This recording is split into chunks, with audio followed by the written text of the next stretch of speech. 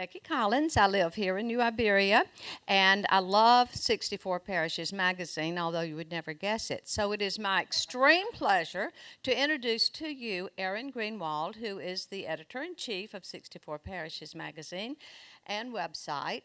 And if you are a teacher, I'm sure you have already gone onto the website and gotten all kinds of wonderful material for your students. If you haven't, you need to. And if you just want to find out all the wonderful things about Louisiana, visit that website. Chris Turner-Neal is the senior managing editor. He is a freelance writer and editor, and formerly was the arts and entertainment editor for Country Roads magazine. Ryan Fertile, did I say that right? Ryan, okay. He is a columnist and an author of 4 books, and his most recent book is Brown Pelican, and I have a feeling it might be for sale somewhere around here. Kevin Rabelais is a writer and photographer for 64 Parishes. He also writes for Louisiana Life and Kenyon Review, and he teaches writing and literature at Loyola. And I need to mention that you are the visiting history teacher at Tulane. So we have some really great people who are going to share some great information.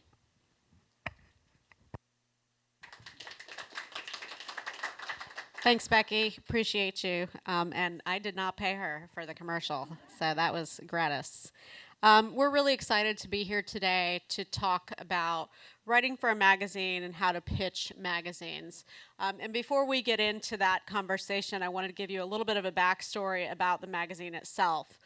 64 Parishes is a quarterly magazine published by the Louisiana Endowment for the Humanities. We debuted in 2018. We are celebrating our 5th year this fall, which in the new magazine world is pretty good. It means we got through the pandemic, we've expanded our staff, and we have built a pretty solid reputation. We have been named Best Magazine the last 3 years running by Louisiana's oldest press club association. And our magazine is intended for a general readership. This is not a magazine that is intended to exclude. It is one for general audiences. We focus on Louisiana history, culture, foodways, language, all of the things that make all 64 of our Louisiana parishes, for those of you who are not from Louisiana, that's the equivalent of a county, the incredibly rich and diverse place that it is. Our contributors, we draw from a mix of scholars and writers. And what do I mean by that? We work with folklorists, historians, musicologists, linguists, but we also work with journalists, and we are committed to growing new authors. We have one, I think, in the audience who's a fairly new author. We're committed to helping to grow a new generation of writers because writing is a craft and it takes practice, and we firmly believe that that is part of our role, is helping develop folks. We have a diverse contributor pool across a whole bunch of axes, including race, gender, sexuality, geography, expertise, and stage of career. So we may have someone who is a New York Times best-selling author who writes for us, but we also might have a graduate student.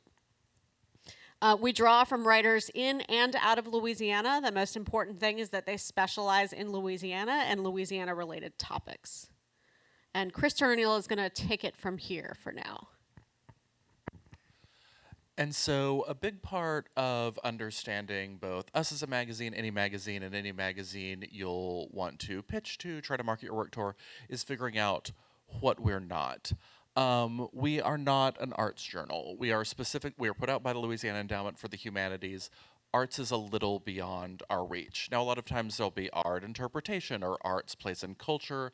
That's a little more in line with what we do, but straight art for its own sake, straight discussions of art, lovely as they are off our brand. They're not quite in our wheelhouse. We don't do fiction. There are many wonderful places that do fiction. Neither Erin nor I has worked in fiction editing, fiction curation. It's not for us. It's not the direction we're going.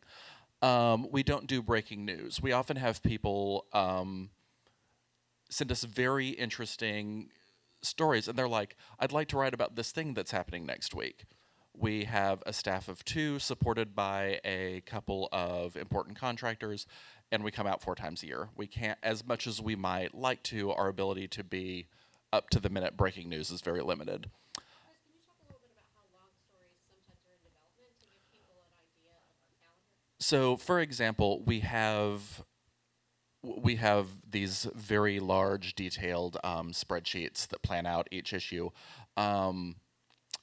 Summer's full, fall's full, winter's full, spring's full. We've got a couple of little spaces in summer 24, and we've got stuff. Fall 24 is not full, but it's got stuff in it. So both because we're quarterly and we simply get ideas and fill up, and because a lot of advanced planning is necessary for a publication with a small staff, there's a very long lead time and a very long runway for our stories most of the time. We're not a scholarly journal. We're not peer-reviewed. We're not up-to-the-minute research. We're for the general public. We want to be accessible to the lay reader, to the everyday reader, interested, basic knowledge of Louisiana, but we're not publishing specialist work. And we're not a genealogical publication. There are many, many people in Louisiana who are very interested in genealogy, and it is interesting. And it's just, there are so many specialists who work on that, and it's such a big topic that we step back from it. So that's what we don't do. And here's why it matters what we don't do, is that the most important part of the pitching process is really figuring out where this idea goes. Having the idea is only the beginning of the process, but you really need to figure out where it is. We get great pitches all the time that we can't use. We had a wonderful genealogical pitch. We have had some really interesting breaking news stories. It's not the quality of the pitch, it's the appropriateness of the pitch and the alignment of the pitch with what we actually do. As it says, even things. We also have the problem that we are not a problem, but the important consideration. We're a statewide magazine. We get a lot of pitches about New Orleans. We get a lot about Acadiana. We cannot be the New Orleans and sometimes Acadiana review. We need to make sure that we're balancing. We need Central Louisiana. We need North Louisiana. We need the rivers and the edges and the coasts. And there's essentially a question of rationing. We've gotten great stories usually about New Orleans, occasionally about Acadiana, and we've simply hit our quota for these regions of our state that produce so much content that people are so excited to write about. And sometimes we're just like, listen, we got to get to Alexandria, we got to get to Monroe. Like sometimes and it's, again, this has nothing to do with the quality of the pitch. It has to do with what we need to do. When you have an idea and when you're shopping around, learn what a publication does. Read the magazine and also read their submission page. And I've got a screenshot of ours that I'll show you in a second. But really read an issue or 2 of the magazine and get the feelings for it. There have been times when I've really thought I wanted to submit somewhere because I thought it was cool, and then I read it more and I was like, I don't do this. This isn't quite what I do. This isn't what I can offer. And then network with other writers. Talk to other people. Like, where have you had success? Hey, I've got this idea. Talk to most people that I have worked with are much more interested in sharing information and helping and giving advice than in any kind of gatekeeping. Your peers and the people you enjoy working with and talking with about your work will usually help you, and then you'll be in a position to help them. So here's our submission page. It shows you, we have the drop-down menu on our website. You can see where to find it. And it's detailed largely because we want to set both you and us up for success. There's some very general information about what size of piece we're looking for, what scope of piece we're looking for, and then the general topics we're interested in. So if you're interested in writing for 64 parishes or pitching to us, this is where you'd find the information about what we're looking for and what conversations we're able to have. Most publications will have something like this on their website or in their print magazine for the same reasons. It does no one any good not to make it easy for the writers and magazines that can help each other to find each other. All right, what we need in a pitch. This varies, and it is by no means an ironclad rule, but in general, we would rather see a pitch than a completed article. We've received articles that we've bought and accepted, and it's not a hard and fast. But if someone comes to us with a pitch and they're like, "Hey, I've found out about this interesting thing I want to write about," we can tell you what you could.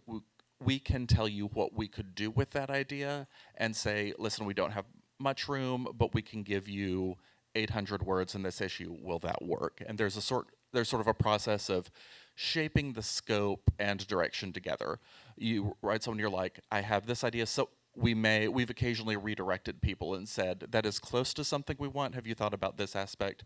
So if you pitch someone and you give someone something that is not nailed down yet, often editors will be able to talk with you and work with you and find a mutually acceptable direction. That said, we do want detail. Occasionally we'll have people write in and they'll say, "I want to write a story about Faraday." And I'm sure it's lovely, but that's not enough. Give us a direction, tell us, are y'all familiar with the term elevator pitch? It's like when you have the idea and it's like, if you're stuck in an elevator with someone for like 4 or 5 floors, here are your 3 or 4 sentences that could really give someone a concept of your idea. That's what we need. We need to know more than the bare bones, but don't give us the whole article yet. Tell us who you are. Tell us why you're a good person to write this story. Are you an experienced writer? Have you been moving more into food writing lately? Do you have a connection to the period?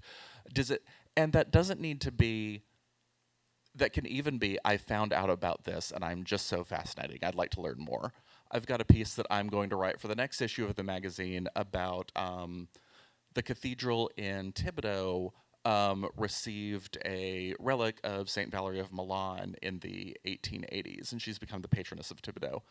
That's so interesting to me. The Bishop of Thibodeau went to Rome and went to a man he knew had relics and says, "Listen, Thibodeau needs a patron, needs a patroness. What do you got?" I think that's fascinating, and I want to dig into it, and I want to read it. It can be that, but give us something about it. Tell us about your work, tell us about your interests, and tell us why this story is going to compel us and compel our readers. And think about it a little bit as a miniature job interview. Not in the terms of like, don't stress about it, don't get anxious, don't get too much in your head, but say, "Here I am, here's what I can do, here's what I want to do." Make sure that we have a conception of you and of your idea that'll let us evaluate this idea at its best. There are certain just basic etiquette forms that help us know what we're doing. Polish and proof. You're going to be hired to write. Obviously, we go through an editing process, we go through a proofing process. We're not asking for perfection, but occasionally we'll get emails that look like they've been written quickly and relatively carelessly. Well, if that's how the pitch comes in, we're anxious about how the article comes in. Be patient. Listen, it is a very slow process, and we know it, and we're sorry, but there are 2 of us. We get a lot of email. We have public-facing emails. And I try to respond quickly and at least give a time estimate of, we have 5-ish pitch review meetings a year, and in part because we just can't be reviewing pitches all the time. We have so much else to do. And part of it is because we like to evaluate pitches in batches to see what we have and be like, "Okay, we've got these 3 New Orleans stories. Of them, this is the strongest. This is the one that fits our mission best." So that's why we like to look at a cohort of pitches. It can take a long time to hear back about a pitch, both from us and for another thing. We're sorry, be patient. We're taking it seriously, and I'll give you an honest estimate of how much time it is if I have one. Be polite. We're the people you're working with. That is not a problem 99.87% of the time, but every once in a while you'll have someone metaphorically barging in the door waving their papers around. Be open during the editing process. Aaron and I are both fairly experienced editors. We work with a third editor who does a lot of the heavy lifting in revising the text. It can be rough, and you can lose parts of the story that you like. It is effectively always better because you've gone through the editing process, and It takes a while to get used to. It takes a while to have someone say, "Oh, this thing you worked really hard on, it needs work," but it will be better from that work. Be open to that. It will, and I will say that I have had, and I'm thinking of one person in particular before this. I had an editor that I just really didn't like. I thought she was too nitpicky, and I thought she was fussing me too much. Now that I'm older and more established in my career, I learned a lot from her, and I'm really grateful to have had that experience. So people who aggravate you mean you well. Be on time. Deadlines exist for a reason. Like everything. Listen, we know we're human. We also went through the COVID years. We understand that stuff is still getting back on its feet. If you think you're going to be late, I want to know before you're late, if at all possible. And granted, I got an email from a woman who said, "I'm so sorry I haven't emailed me back. My mother had a heart-lung transplant." Well, okay, I understand that. But if stuff's getting out of control, if you're behind, the sooner you tell us, the sooner we can make arrangements. And a lot of times the arrangements will be, yeah, you can take a week, but if we need to move you to another issue or something, the sooner we know, the less trouble that is for everyone involved. And quality of work is key to repeat assignments. If we love what you do, we're probably going to want more of it. But also, if we love working with you, there's going to be more of it. It's like we have sent people on assignments both because we know that they'll produce good work, but because we're like, oh no, she knows what we're doing, she's easy to work with, she's excited for this. Like, if we know that you enjoy working for the magazine and it's going to be easy to get on the same page with you and work with you and develop a project with you, we will be eager to do more of it. And now Erin is going to, I said Erin is going to introduce our next contributor, which I realized didn't make sense. And now Kevin's going to talk to you a little bit about his experience with the magazine. Yeah, Kevin, if you can just give us, what we're going to do is we're going to ask each of you guys to talk a little bit about how you started working with 64 parishes. So we have two, I think, very different perspectives and different lengths of time these folks have been involved, what kinds of content you've written, and how pitching fits into your relationship with Chris and I and with the magazine in general.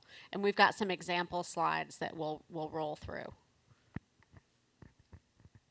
I knew I wanted to work with you as soon as I saw the magazine. It's such a fabulous magazine on so many levels, and exciting that we have 64 parishes in Louisiana. So I was in Avoyelles Parish traveling around and driving, and I saw hoop nets in a front yard, hoop nets that fishermen were working on, and stopped immediately. I was in Bourdalouville, anybody who might recognize Bourdalouville in Avoyelles Parish, and pulled over to start talking to people to find out what was happening, and I started learning about this this industry out of Simmsport, mainly in Avoyelles Parish, and learned that it's was once a thriving industry, is now a dying industry. And so this is one example of a hoop net here, fishermen on the Atchafalaya. Some of them work their way into the Mississippi in the Atchafalaya, sometimes the Red River, and they can pull in 10,000 pounds of fish in a couple of hours. It's work that, if cameras were available during, say, the Old Testament, I think it's the kind of work you might have seen. So it immediately fascinated me. My hero, I have gurus I always look up to, and in photography it's the Brazilian photographer Sebastião Salgado, whose photographs of the gold mines in Brazil in the 1980s have that look of almost an Old Testament, sort of an ancient quality. And I got the sense of that with these hoop net fishermen in Simmsport. So I kept going back and back and realized that it's a dying industry, something that was very important to this community in Simmsport, and figured out a way to try to pitch it to 64 parishes. This was my first pitch to you. Thank you for taking it.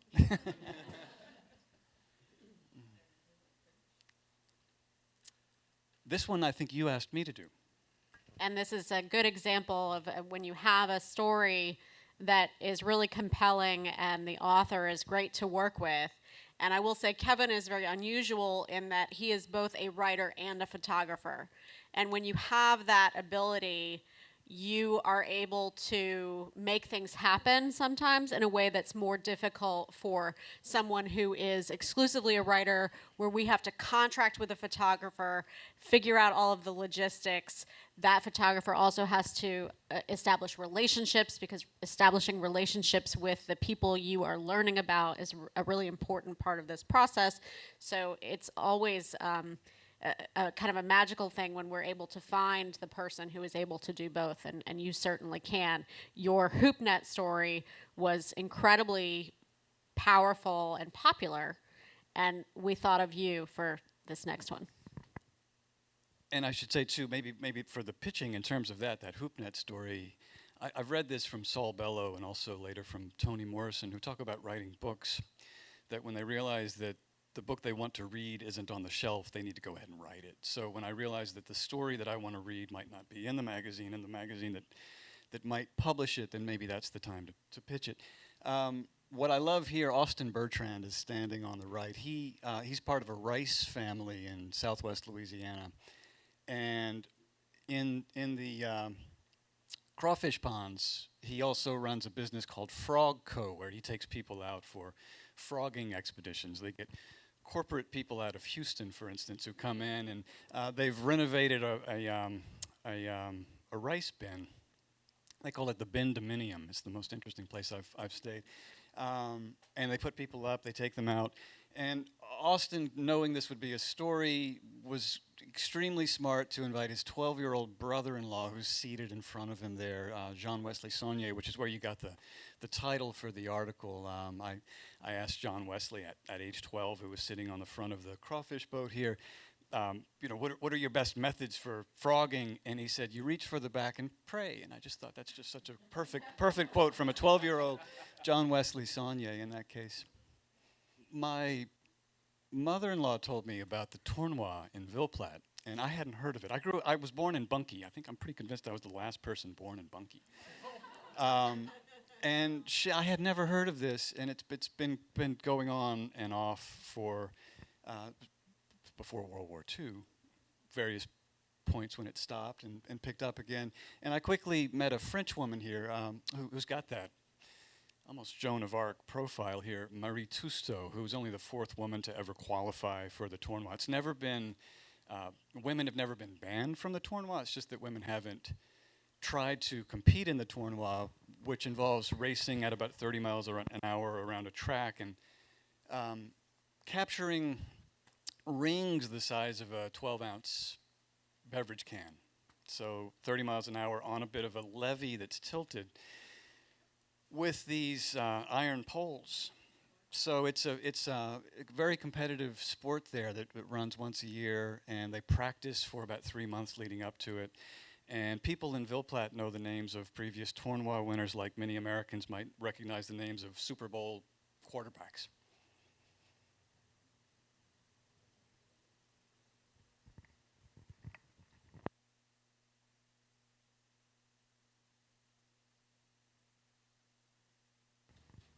Should I just go? Okay. Hi, my name's Ryan Fertel, and I started writing for the magazine in 2017, before the magazine even existed. There was a previous iteration of the LEH's quarterly publication. It was called Louisiana Cultural Vistas. Is that right? So I wrote for that beginning in the fall, I believe. Fall of 2017 was my first issue. And I've been in every issue since. So I think I'm about to hit 25 issues. I write a column called Lost Lit, and it's about unheralded or forgotten works of literature from Louisiana. And the column was my idea. I was it was early 2017, as I remember, and I wanted. I had been writing for I published my first piece ever. I was in graduate school in 2007, and I wanted a column. Like, this is totally just ego-based, but I was like, well, I've been writing for 10 years. I should have a column. And I had been publishing definitely in more places. I had started doing a lot of book reviews, and books are the most important thing to me. So this just felt like a natural column, and I pitched the column to Brian Boyles, who was the editor-in-chief, would have been his position, editor-in-chief, before Aaron. And he gladly accepted the column and have been writing it ever since. And I have so much fun writing this column. And it, one, because I like to read, but I'm also, I'm obsessive and I'm a completionist, so it really speaks to these kind of like innate kind of parts of me. Obsessive in the sense that like I really try to find, and I have spent many hours over the past 6 years now, 6+ years, finding forgotten books from parishes that I have never been to, books that had a very short publishing window. They appeared maybe in early 1970s and disappeared, or they were self-published.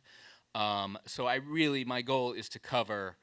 It's going to be very difficult, but to cover all of the parishes, or as many as I can get. I also just try to read everything. So I want to read everything ever published in Louisiana, and I have this kind of like goal that I was definitely doing before I started writing this column. I often quote, when I talk about my life in books and reading, I often quote the French postmodern philosopher Michel Foucault, who says the only goal in life is to read every book ever published. And that, of course, is an impossible goal, right? We will all die before we read every book ever published. Impossible, right? But I sure want to try, dang it. So I do. And so I have been, generally my thought is to find books that were both popular in the day and books that were definitely maybe had a readership of just a couple dozen, I would guess, going back. I try to cover, mostly I'm working within the boundaries of the 20th century. I try to, like I said, cover books from, give a parish, a geographical diversity, and which means, I keep this kind of life list of books I always want to cover one day. And I keep finding, I live in New Orleans now. I'm originally from these parts, and so I keep finding the New Orleans list is ever growing. I mean, there's just books that were published in the 20s and 30s that are mildly interesting or mega interesting, and they go on the list. And it's getting harder and harder to find books published from outside of the New Orleans metropolitan region, but yet I still find them, and so I get to cover things that ordinarily I wouldn't read otherwise. So I'm just looking at kind of like cover the state with an umbrella of literature, and just see how much I can read, and how many different authors and different types of fiction, and I've added some nonfiction. I'm doing a cookbook now. How many different types of books I could add to the list. I also sometimes write. Occasionally, I write longer feature pieces for the article. I wrote this about Evangeline made bread, which was the bread of my childhood, and I think you gave this to me, right? I did not pitch it. Yeah, so this assignment was pitched to me. We thought he seemed like a bread eater. I did. So I love bread. It's my desert island food. Bread and oranges is what I can live on. Unfortunately, and I grew up in Lafayette, and I should give a shout out to my high school. I went to just a stone throw away at ESA, and but my mom refused to let me eat white bread as a child, and because she didn't like it, and that's what kind of person she was. If she didn't like it, I was not allowed to eat it, and same with mayonnaise and other things. And you didn't know this, of course, Chris. About my. You knew I was from Lafayette, but you didn't know that I was not allowed to eat white bread. And so, but by the time, the pitch came to me, I was like, oh, yes, absolutely, because it hit a lot of things. It hit, a company I was well familiar with. I remember visiting the Evangeline Made factory when I was maybe in 3rd, 4th, 5th grade. My grade school took us all on a field trip. And I was able to kind of like make the story very personal, which is something I like to do in all my writing. It's something I do in my books. It's something I do when I do journalism. I like to make myself a character in the piece, so I definitely became a character in this piece. And I learned to maybe not love white bread, but to eat it, I guess, to enjoy a tomato and mayonnaise sandwich. And I've done some other feature-length pieces. Most recently, I was very lucky that 64 Parishes printed the first chapter of my most recent book that came out in the fall on the brown pelican.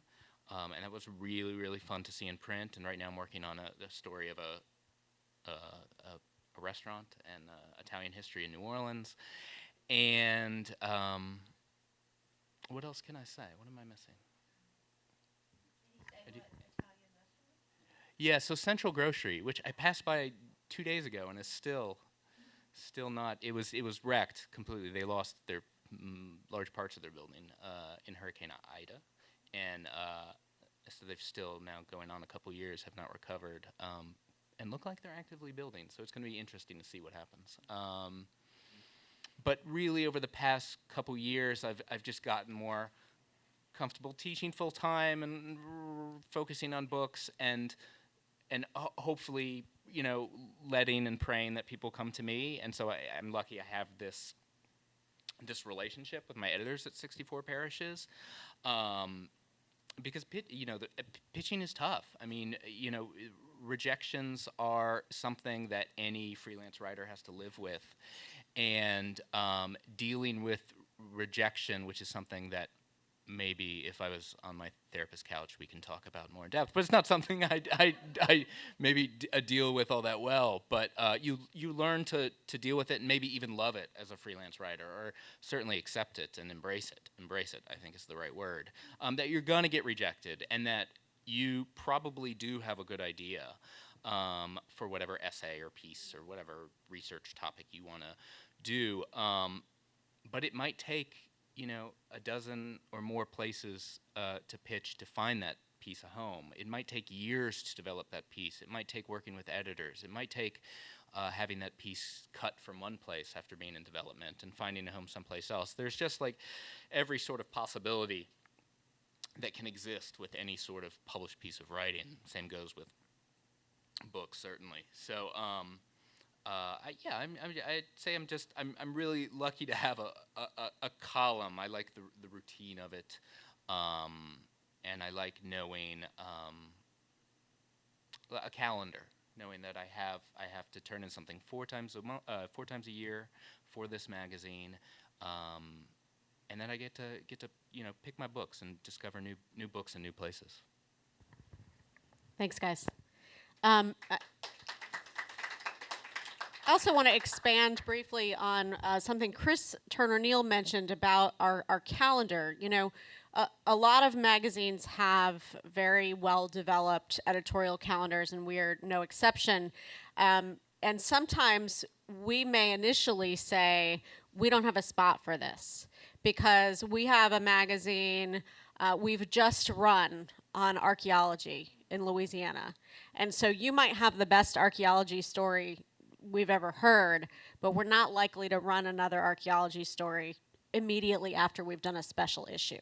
So getting to know the publication is really important. And as part of our mission at the Louisiana Endowment for the Humanities, yes, we publish this print magazine, and I don't know about you, but I read all day long on the internet, and if I can hold something that is in print in my hand, I much would prefer to do that, especially if I'm relaxing on the couch or before I go to bed. But all of our content is available online, and it's free. It's a different experience reading the content online, but it is available. So you are free to peruse the content that we have. Each magazine, another thing to do if you're thinking about pitching is to treat the magazine as though you're going to dissect it. What are the parts that are included in a magazine? We have columnists. We have 5 regular columnists. So we're not looking for a column, right? We have columnists, but we are looking for parish spotlights, particularly shorter stories about a person, place, thing, event outside of Orleans Parish. We ran a story. Chris wrote a brief parish spotlight on Iberia Parish about the bike tour of historic oaks in the area. So be thinking outside of Orleans Parish and be thinking beyond, oh, I have a 3,000 word story that I have to tell. Because if we have never worked with you, we might hedge our bets and say, let's see how you do on a 1,000-word piece. And if you do really well on that 1,000-word piece, Ryan, I'm sure this has happened to you in your writing career as you become more of a known entity and people know that you're reliable in not only your writing, but on your ability to meet deadlines, your ability to work with the editor, the ability to take constructive feedback for everybody who is a writer is really, really important. When an editor says we can't do this right now, it's not always even about your piece. It may be the mix, not just for one issue, but for the year. Because when Chris and I put together the magazine, we are looking at a year's worth of content to make sure that we're providing balance across the centuries, across geography, across our contributor pool, because it's really important for us to have a diverse contributor pool. It's two relatively short people with 4 oversized spreadsheets on one office table. It's true. It's true. So, Chris, I want to talk a little bit before we start peppering Ryan and Kevin with some questions. I think it might be helpful if you could walk folks through what does the process for an article look like once a pitch has been accepted? Sure. So we have the meeting with our pitch and with our pitches that we have in the hopper, and Aaron and I will have a conversation roughly about which issue this makes sense for and what scale this works for. Like, a good example is there's a woman in Monroe who is researching the life of this man whose name I can't remember, but who was an early post-emancipation black political figure in Ouachita. Yeah, we want to include that, but we don't have a lot of space coming up. So we think, okay, well, what can we offer her? We have this room in this issue. So then we'll open the conversation with you. Hey, we've got this many words in this issue, which means it's due at this time. Does that make sense to you? Can you tell the story in that much? Can you get it done by that time? Talk about effectively scope and scale, and have a little conversation, make sure we're on the same page as the direction of the piece. Then you have your deadline, we do a little paperwork, and you are off doing your writing. I can only speak for myself, but I think this probably carries through. Most editors will want to know if you are struggling, if you find yourself moving in a different direction, if something's going on. You know, we do this. This is our job. We're reasonably good at it. Tell us what's going on. If you need help, if you need direction, if you need to say, I'm not sure if this is the story or if this is more interesting. I realize the situation is different now that I've done research. You know, I don't need updates just for the sake of updates, but if you need me, I am here. Then once we get your draft, ideally on or shortly before your deadline, I will do a quick check. I'll read it over. I'll make sure, yeah, this is what we talked about. We're on the same page. There's no obvious problems. We had a writer whom I like very much. He's a very nice man. Sent in an article 3.5 times the word length. It was very, very, very good, and there was nowhere to put it. We would have had to add pages to the magazine. We would have had to mail our subscribers Xeroxed sheets. It was just not going to work. So that's the kind of thing we look for initially. And then and what did you do with that author? I beat him within an inch of his life. I told him the truth, which is, this is very good, and it's way too big, and you knew that. But we had a conversation. I was like, listen, this is good, and I think you should keep developing your work on this woman and her life. We gave you 2,000 words. in extremis, I can give you 2,500 words, and he gave us a new draft that was what we could accommodate. We're excited to have that in this upcoming issue. Once that check is cleared, I pass it on to Anne, who is our heavy lifting text editor. She's the person who's going to go through, in most instances, occasionally Erin and I will, if we particularly want to work with an author, or if we have a specific thing we want to watch for or take care of, Erin and I will shepherd one, but usually we send these to Anne, whom we trust and who's been with the magazine longer than either of us.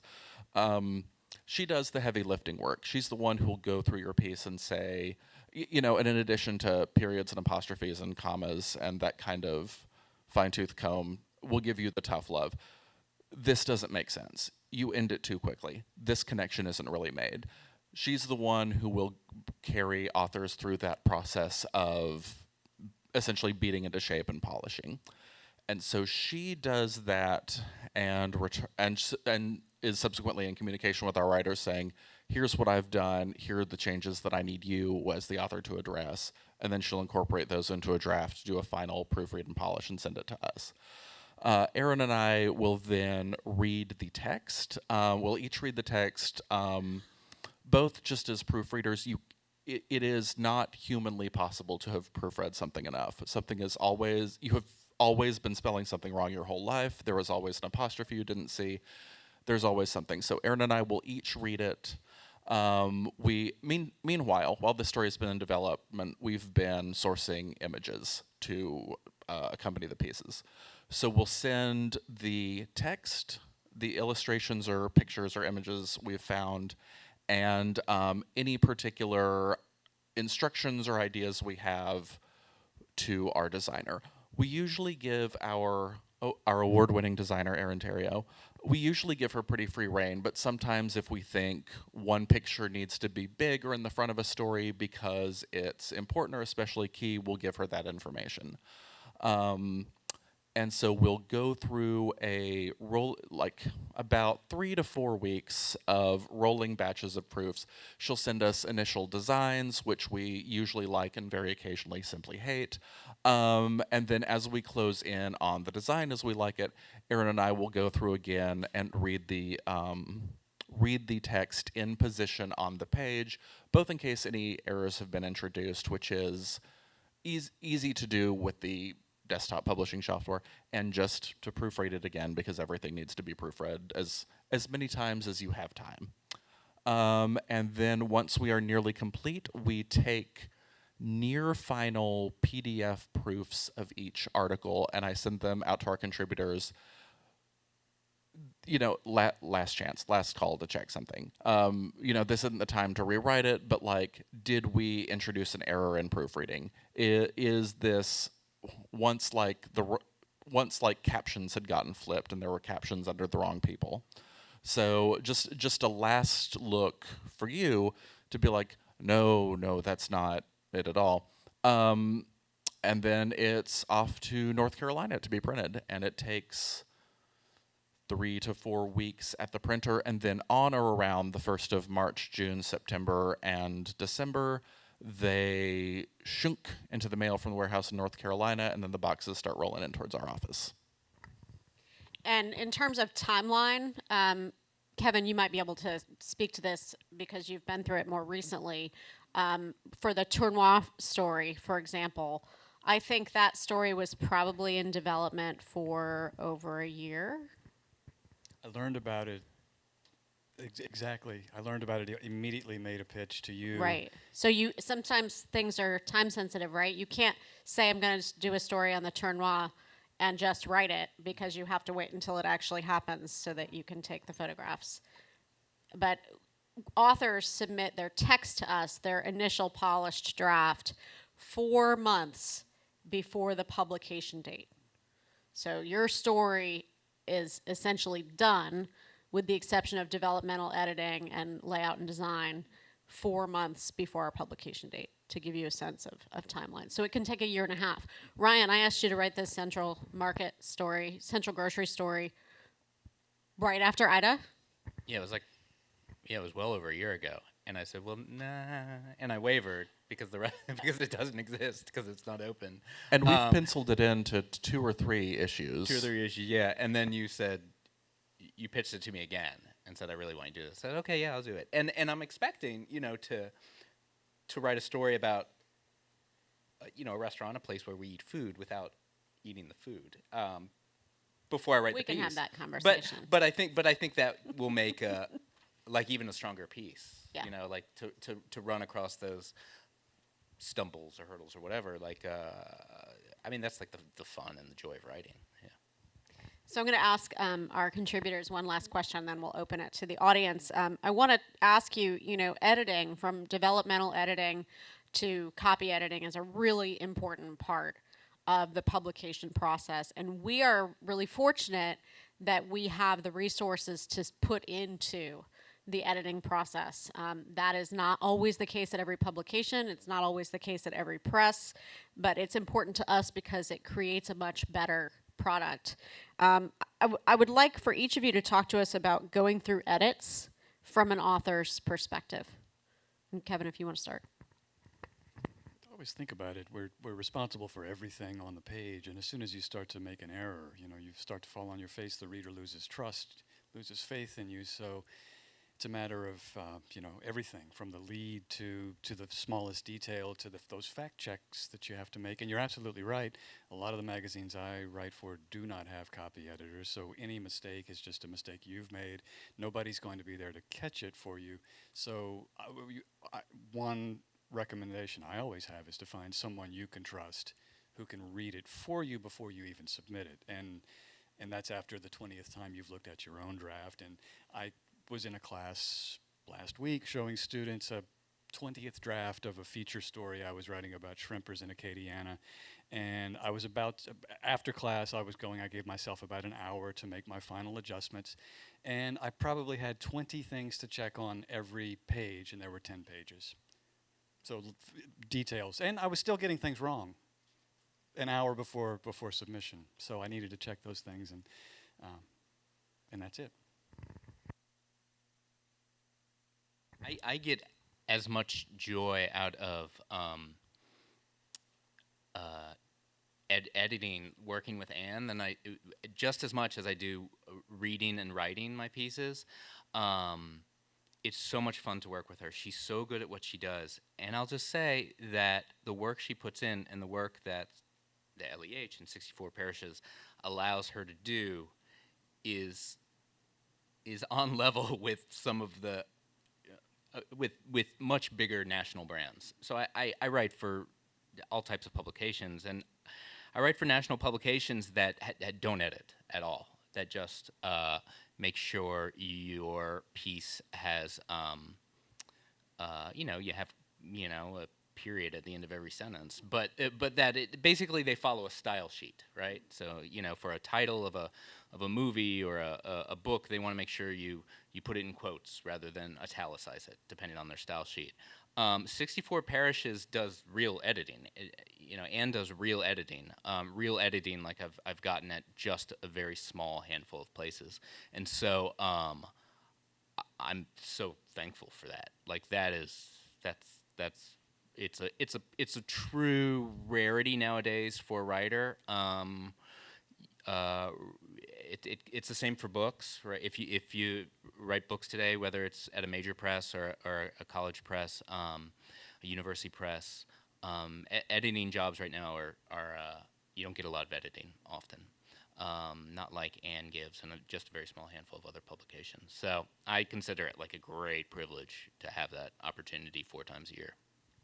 Anne and I have developed a good cop, bad cop dynamic, which I've come to enjoy. Oh, this is great. Please send this to me. And then Anne can say, you think that's a conclusion? It's rewarding for us both. I'm wondering if you ever would publish a photo essay on the same theme, like a place or an activity that has, more photos and less text. We have several times. We're very lucky in that Kevin is a very evocative writer in addition to a photographer, but we've definitely published work by people who are photographers first. And as long as we're able to get enough, we're not going to publish only photographs. We need the context, we need some explanation of importance and story, but we have definitely let the photos do more of the lifting than the text several times. And been pleased with the results. And I just have one comment. I've been enjoying your magazine for years. I love it. Everybody make sure to come get some free copies at the end of the session. I didn't say that earlier, but Yes, we that is have- not to cut off Q&A. It's just to say we don't want to haul these back to New Orleans. Yes, these are free to good homes. If you had an idea and let's just say it's about boudin and you want to write that, is it best, boudin is served everywhere or made everywhere in Louisiana. Is it best to get more localized for the pitch? I mean, I know you're going to talk about the history and all that, but then, is it say you're kind of focusing on, St. Landry Parish, say? I think it really depends. If you're a first-time writer for us and we're unfamiliar with you, narrower is probably better because you can develop a short, powerful piece and use it. I mean, I hate to say this, but it's almost a proving ground to do a short piece. On the other hand, we have done stories like Gumbo Road Trip, where we sent a contributor around to 5 different locations.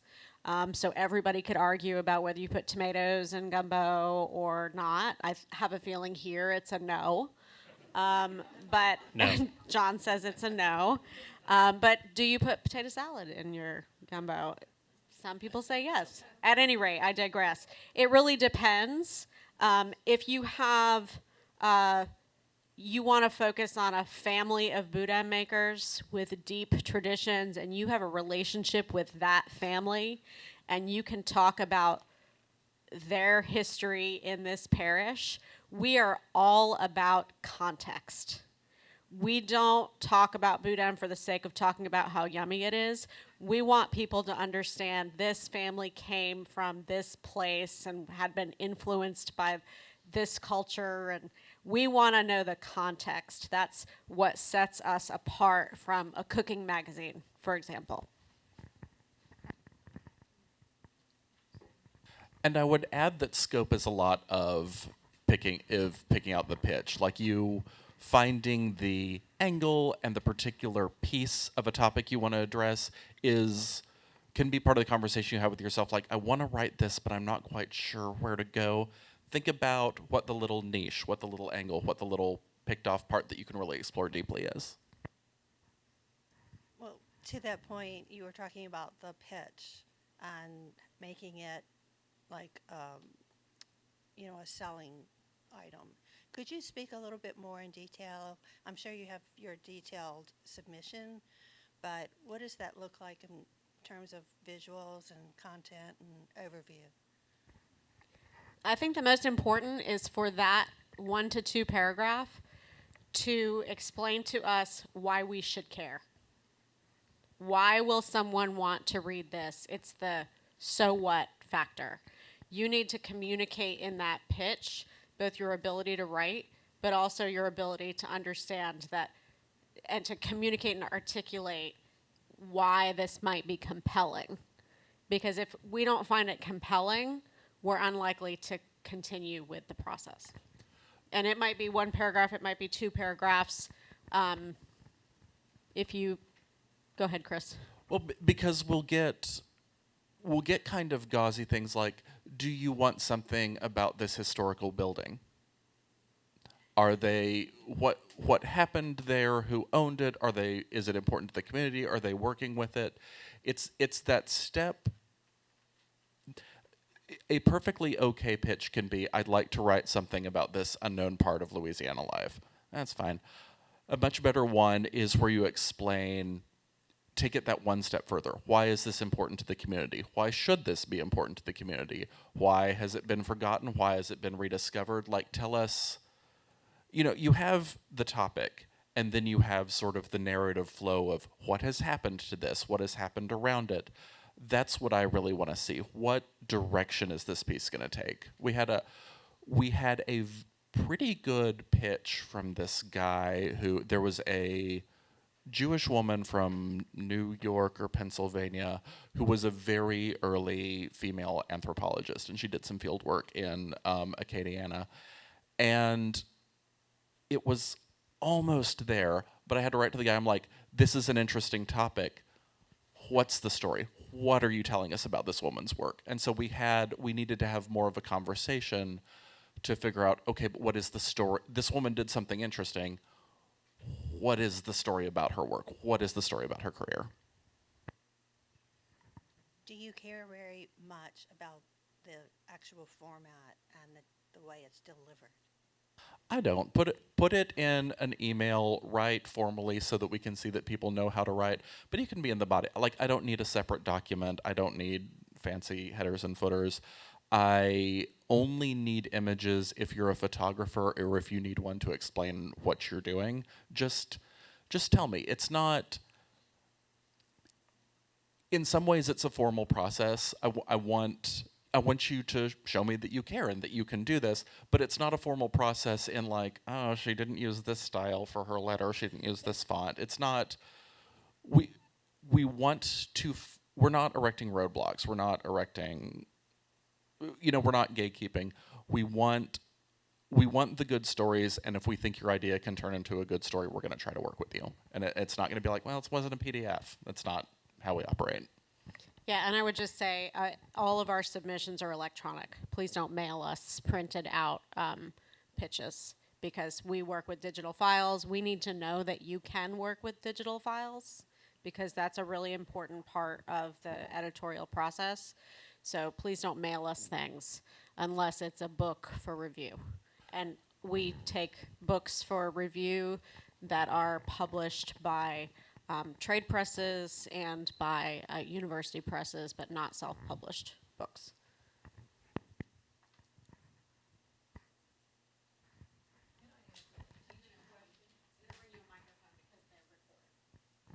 This is more of a teaching question since you are in the university system.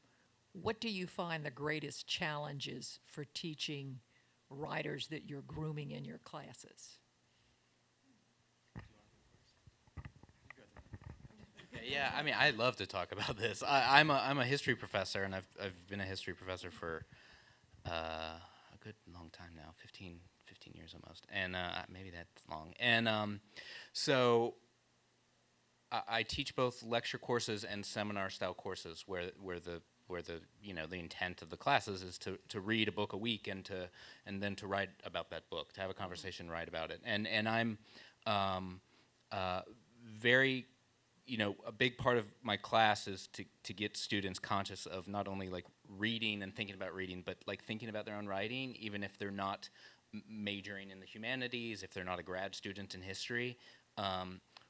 Writing really matters, and it was something that was, I think, that was taught to me very early on in high school. Does anyone know Cabell Tutwiler, who lives here in town? Yeah, I think he just lives down the street. So he was like formative in my life. Like I still talk to him as often as I can, though he retired from my high school, and he taught me that like writing matters, and that editing matters, and reading your own work matters. And so when I encourage my students that no matter what field they see themselves going into post-graduation, that they're going to have to write something at some point, and they want it to be better than what they're capable of maybe right now. Mm-hmm. And so I think of myself, Tulane won't let me think of myself this way, or won't call myself this way, but like I think of myself as a writing professor there. Who just specializes in history. And that's how I think of my own career, and that's how I think of the writing I do, but that's really when I teach the seminar classes, certainly, not the lecture classes so much, but my seminar style classes, which is just 15 of us sitting around a big table once a week for 3 hours just debating books or having a conversation about a book. It all comes down to writing. Like let's think about this critically on the page. And so I think that's just so important. And it's really being lost from, when I taught in high schools in Orleans Parish for 10 years. And yeah, it is disappearing. Like teaching to standardized tests is much more common than it was when I was in high school, and yeah, writing essays is so important to me. We'll hear quickly from Kevin, and then we have to make room for the next session. I really like what Aaron, what you said early on. You said we're not intending to exclude anyone. And I think about what Isaac Bashevis Singer said about literature. He said the purpose of literature is to entertain and to instruct. And when we're writing an essay, it's always interesting to start from square one instead of trying to, make ourselves appear smarter than we might appear by starting at step 15 or something. So we're essaying, we're attempting to say something and attempting to entertain and to instruct.